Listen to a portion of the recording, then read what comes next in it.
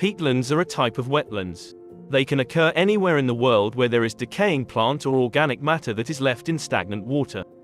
The term, peatlands, refers to the peat soil and the wetland habitats growing on the surface. Peat covers 3% of the land surface globally, and 10% of land surface in the Netherlands. Peatland landscapes are an important ecosystem. They are the most efficient natural carbon sink on the planet, and they hold 10% of the non-glacial fresh water on Earth, which makes them an important source of drinking water. Peatland landscapes are home to lots of species, including rare and endangered birds, plants and insects. Although digging and burning peat has long been stopped in the Netherlands and is no longer a common practice, centuries-old practices have had a severe impact on the Dutch landscape. Currently, the Netherlands faces a major issue, which involves soil subsidence because of those previous practices. The drainage of peat caused it to oxidate and release carbon dioxide in the air, and water that was previously stored in soil spores. The result of this was a major decrease in the peat's weight and volume.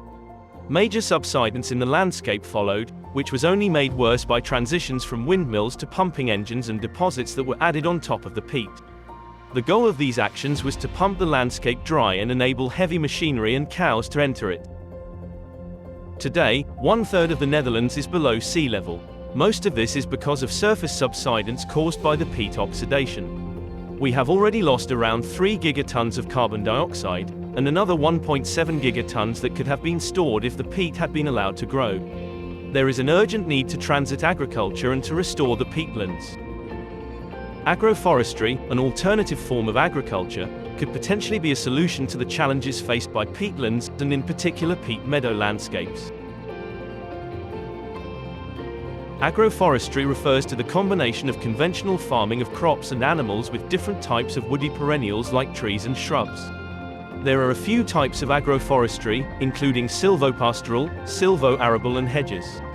Lots of products can be harvested from agroforestry, such as food, fuel, fodder, fiber, and pharmaceuticals.